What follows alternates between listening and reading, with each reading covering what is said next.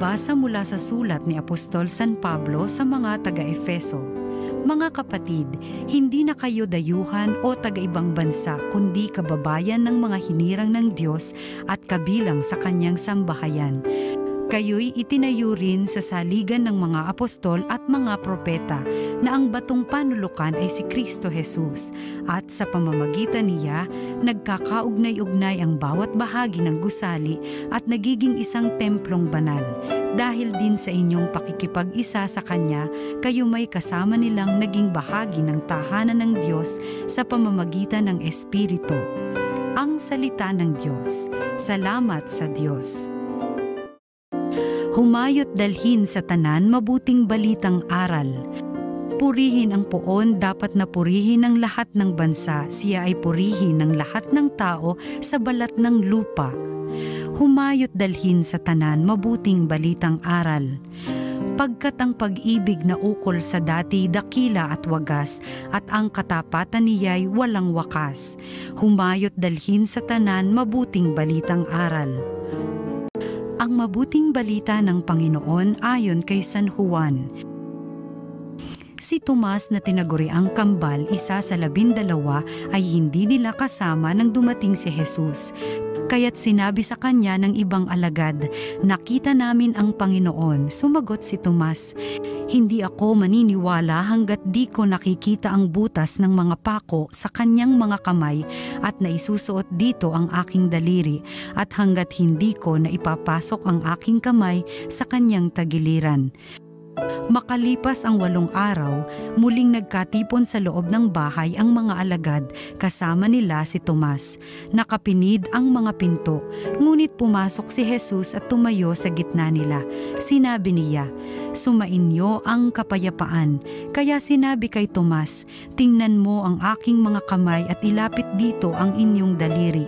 Ipasok mo ang iyong kamay sa aking tagiliran. Huwag ka nang mag-alinlangan, maniwala ka na." Sumagot si Tomas, "Panginoon ko at Diyos ko." Sinabi sa kanya ni Jesus, "Naniniwala ka na ba sapagkat nakita mo ako? Mapapalad ang mga naniniwala kahit hindi nila ako nakikita." Ang mabuting balita ng Panginoon. Pinupuri ka namin, Panginoong Hesukristo. Magandang araw po mga kapatid kay Kristo. Ito po si Father J.D. Zaldivar ng Archdiocese of Manila. Pagnilayan po natin ang salita ng Diyos, salita ng buhay.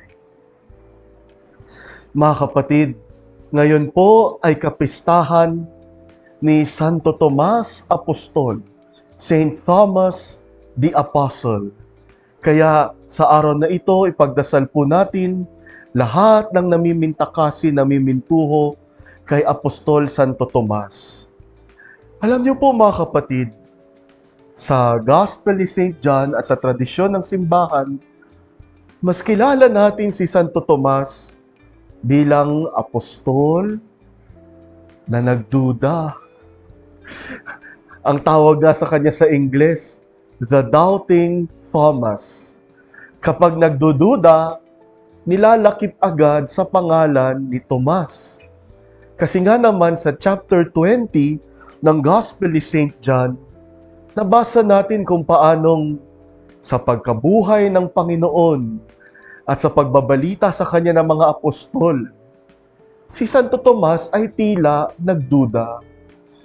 Nung sinabi sa kanya ng mga kapwa niya apostol, na ang Panginoon ay muling nabuhay na, dinemand ni St. Thomas na dapat mahawakan niya, masaling niya ang mga sugat ng Panginoon. Maisuksok ang kanyang kamay at daliri sa sugat niya sa kamay at sa tagiliran. At doon lamang siya maniniwala na ang pagkabuhay ay tunay. Kaya napapaisip tayo na si Tomas ay puno ng duda. Pero tignan niyo pong muli, kasi sa mga apostol, si Tomas ang nagbatay ng pananampalataya niya sa pagkabuhay sa mga sugat ng Panginoon.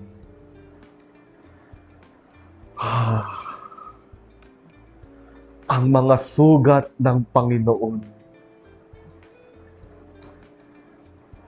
Madalas, sana kung isipin ng iba, kapag pagkabuhay na at natalo na ang krus, di ba dapat malakas na, malusog na, malinis na, guwapo na, kasi pagkabuhay na. Pero kay Tomas, ang tanda ng pagkabuhay ay sugat. Ang tanda ng pagkabuhay ay ang mga bakas ng sakit, bakas ng pagkamatay, bakas ng kahinaan, bakas ng pagmamahal. Minsan nga, merong kwento. Sabi nila, kapag daw pumasok tayo sa langit at hinarap na natin si San Pedro o si Lord sa pinto ng langit, anong tatanungin daw ni Lord sa atin? Hindi niya tatanungin kung anong mga na-achieve mo sa buhay. Hindi niya daw siguro tatanungin kung ano nang mga nakuha mong medalya, certificate, ako ano-ano. Ano daw ang hahanapin ni Lord sa atin? Titignan daw niya yung puso natin at i-inspeksyonin kung may sugat. At pag natagpuan na ang puso natin ay walang sugat, kukwestiyonin daw tayo ni Lord, nagmahal ka ba? Ba't walang sugat ang puso mo?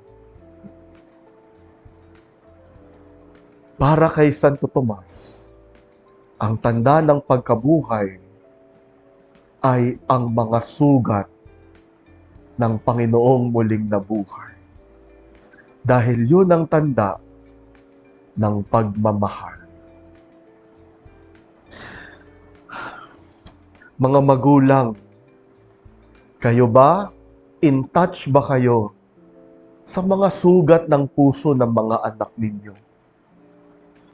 Mga teacher, ramdam nyo ba ang mga sugat ng mga estudyante nyo? Mga leader ng ating komunidad at bansa, sugatan na po ang ating lipunan. Ramdam nyo ba? Nasusugatan din ba kayo? Kung walang sugat sa inyo, baka di kayo nagmamahal ng sapat. Ang mga sugat ng Panginoon, ang tanda ng pagmamahal, tanda ng pagkabuhay, at doon nakabatay ang pananampalataya ni Santo Tomas. Alam niyo po, may kausap po ako minsan na isang seminarista.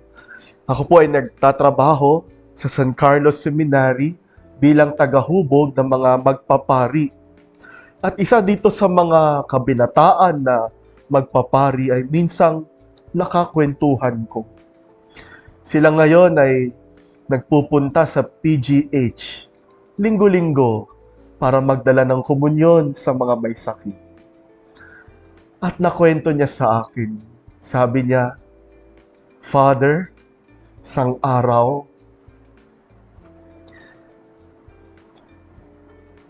nagdala siya ng komunyon sa isang may sakit. Wala naman siyang binigay na pera o ayuda o tulong. Hindi siya kasama sa mga taong gumagamot sa kanya. Pero nung inabot niya ang komunyon sa pasyente, labis-labis ang pasasalamat sa kanya.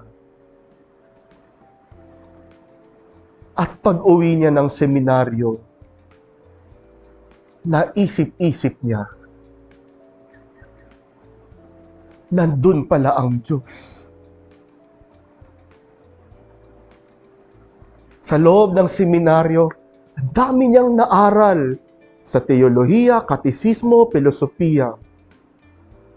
Kahit sa pagdarasal niya sa aming kapilya, pero mas naramdaman niya ang Diyos sa isang taong sugatan, sa isang taong may sakit. Ang mga sugat ang tanda ng pagkabuhay ng Panginoon. Manalangin po tayo. Panginoon, salamat po sapagkat sa iyong pagkabuhay, pinaramdam mo sa amin, tulad ng kay Santo Tomas, ang mga sugat ng katawan mo, ang mga tanda ng pagmamahal mo. Amen.